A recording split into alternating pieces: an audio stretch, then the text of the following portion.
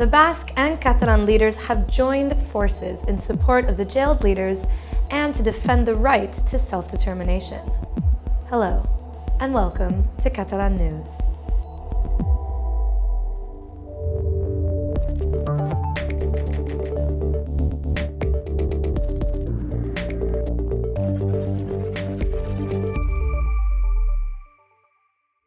Íñigo Urkullu and Quim Torra met today in the Basque capital, Vitoria-Gasteiz, and they made clear that both governments stay allies on many issues. In a moment, we'll find out to what extent, and we'll also tell you more about the successful first season of the most terrifying theme park in Catalonia.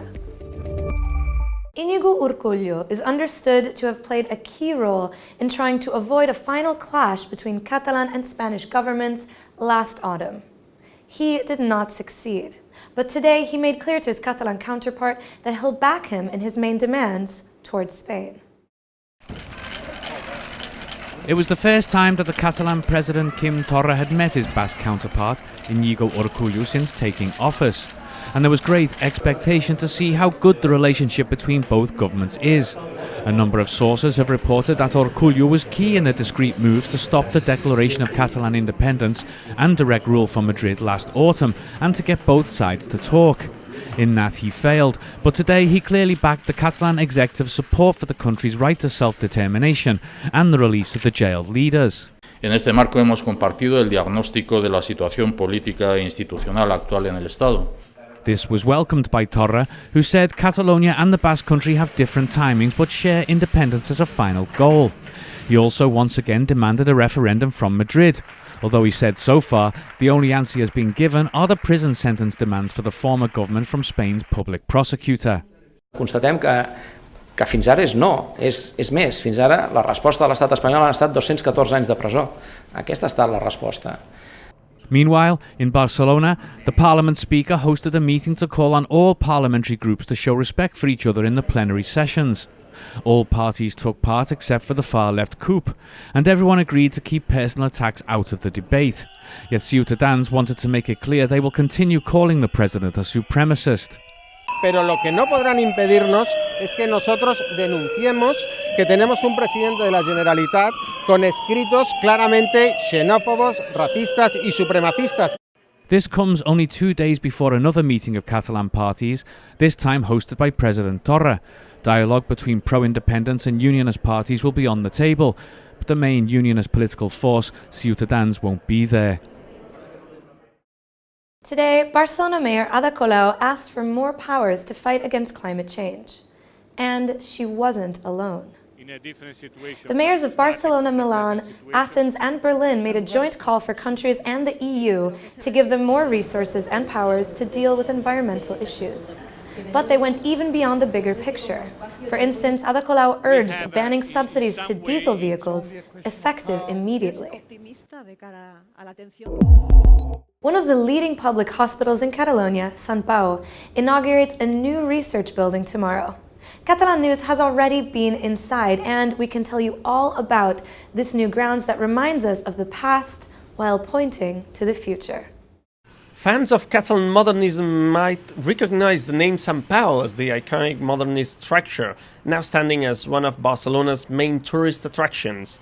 But they may not know that it's also the name of an active and prominent hospital, and also medical research center, one that's getting brand new headquarters tomorrow.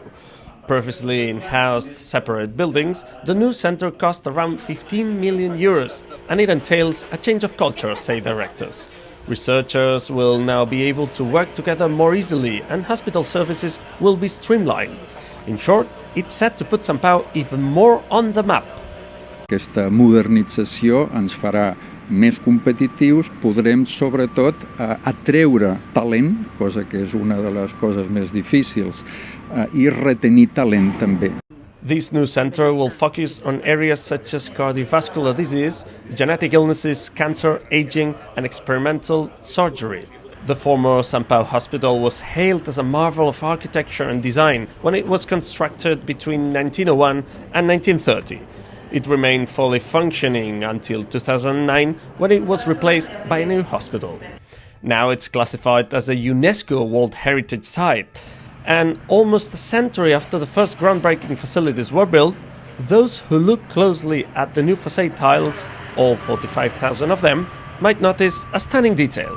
The colors were chosen to pay homage to the original building. Barcelona's infamous La Model prison is now a place to remember the years of the Francoist dictatorship repression, but also what life was like behind bars. And until next February, 20th century outsider art is featured in an exhibit. That is, art made by people thought of as being far from the art world, even prison inmates and mental health center patients. The show also helps visitors to imagine the conditions in which the people made the art. In another old building, an eerie abandoned power plant, the Horrorland Terror theme park is ending its first season this weekend. And the story has been one of terrific success. Its 22,500 tickets for the season have been sold out. But Horrorland in Cercs in northern Catalonia is set to scare thousands more. It will open for 3 days at Christmas and then for 4 more seasons until 2022. The initiative won an Innovation Award, and promoters still can't believe its success, especially of the most frightening attraction. La gent ja entrava al parc i el primer que feia era posar-se a la cua de l'Snuff Movie, no? I dèiem, hòstia, però com pot ser? La gent surt tacada, o sigui, surt tacada de diferents fluids, de sang empapada, i a fora fa fred, i hauran d'anar així la resta de la nit que els hi queda, no?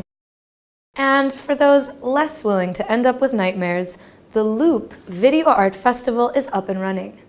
This year it focuses on artistic and cultural production, and one of its highlights is an exhibit looking onto the body and subjectivity as entities that produce and that are produced. The show is up for visits until November 21st. Take a look as we end our show, and see you tomorrow.